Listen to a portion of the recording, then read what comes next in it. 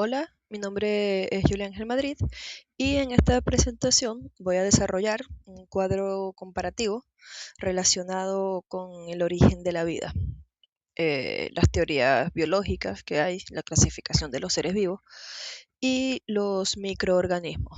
El objetivo principal es comparar las distintas teorías y conceptos biológicos analizando fundamento científico, diferencia y la importancia también que hay dentro de la biología moderna.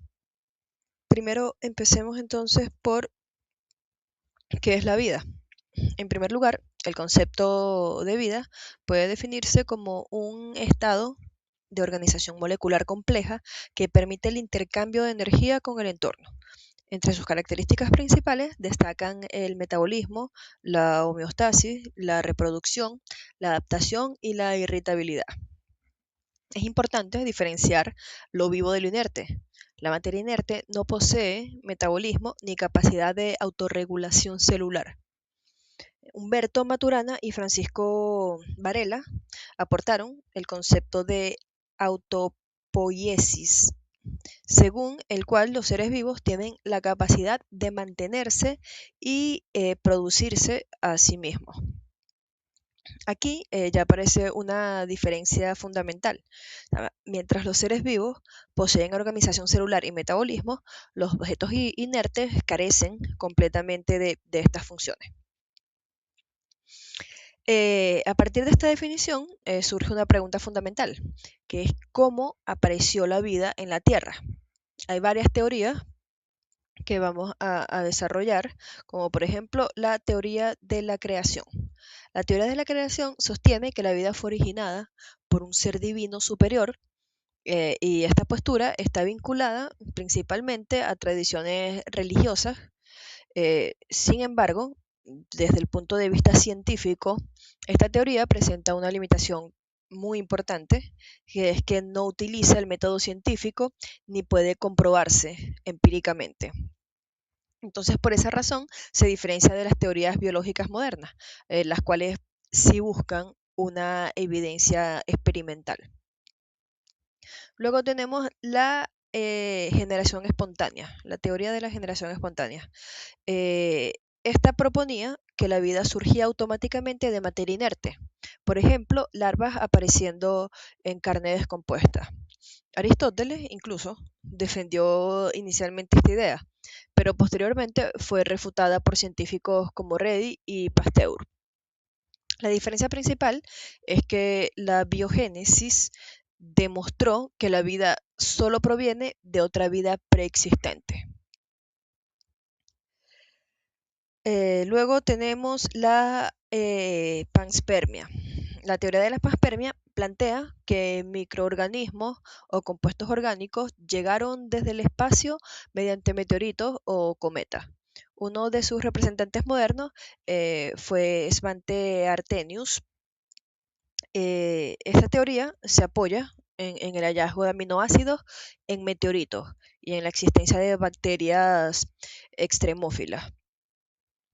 Pero sin embargo, la panspermia no explica en sí el origen inicial de la vida, o sea, sino únicamente cómo pudo dispersarse en el universo. Luego tenemos la teoría heterotrófica y la fisicoquímica. La teoría heterotrófica sostiene que las primeras células primitivas eran anaerobias y obtenían energía consumiendo moléculas orgánicas ya existentes. Oparin y Haldane propusieron que la atmósfera primitiva carecía de oxígeno libre, por lo que la respiración aeróbica aún no era posible. Luego tenemos la teoría físico-química. Esta teoría explica que la vida surgió gradualmente mediante evolución química a partir de compuestos inorgánicos simples. El experimento de Miller y Urey aportó evidencia importante al demostrar que podían formarse aminoácidos en condiciones similares a las de la Tierra primitiva. La diferencia es que la teoría heterotrófica explica el metabolismo de las primeras células, mientras que la teoría físico-química intenta explicar el origen químico de la vida. Esta es una de las teorías, o es la teoría que es más aceptada ahora en la actualidad, porque tiene bases experimentales que avalan toda la explicación de la vida evolutiva. Eh, Luego tenemos la evolución y taxonomía.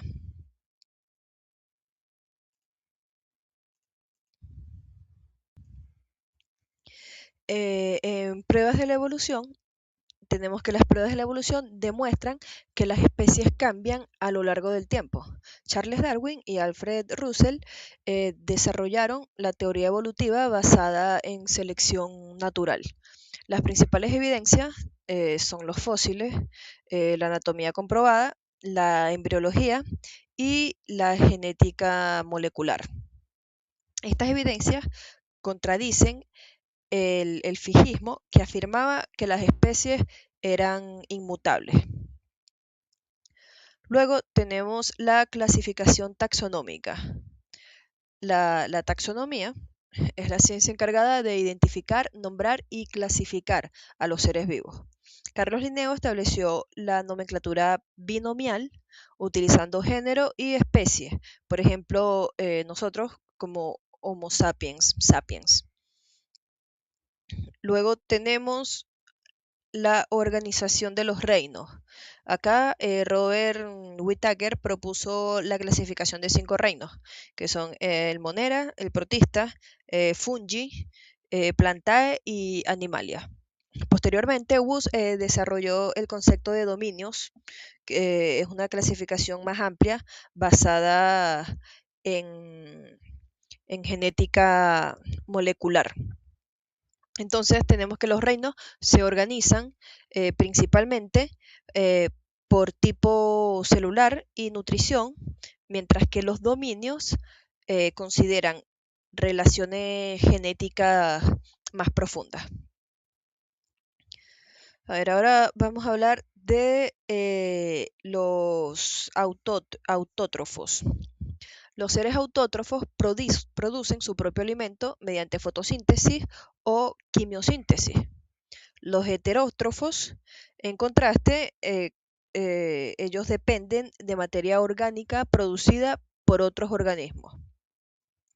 Entonces la diferencia fundamental es que los autótrofos son productores primarios de energía biológica, mientras que los heterótrofos son consumidores.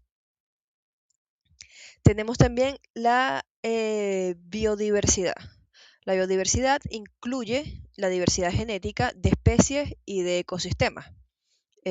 Acá Edward Wilson popularizó este concepto moderno. La biodiversidad es esencial porque aporta estabilidad ecológica, recursos medicinales, alimentación y equilibrio ambiental. Tenemos también los microorganismos. Los microorganismos son seres microscópicos invisibles a los humanos. Cumplen funciones esenciales en los ciclos bioquímicos y en el microbioma. Están los virus también, que son agentes acelulares compuestos por ADN o por ARN, rodeados por una cápside proteica. Carecen de metabolismo propio y necesitan una cédula huésped para replicarse. Las bacterias, si son organismos vivos procariotas, poseen metabolismo independiente y pueden reproducirse por sí mismas. La diferencia principal es que las bacterias son células vivas autónomas, mientras los virus no se consideran organismos completamente vivos debido a su dependencia parasitaria. Como conclusión, este cuadro comparativo permite comprender cómo la biología ha explicado el origen de la vida, la evolución y la clasificación de los seres mediante evidencia científica. Finalmente, estos conocimientos constituyen bases fundamentales para el estudio de la biología. Eh, Eso ha sido todo.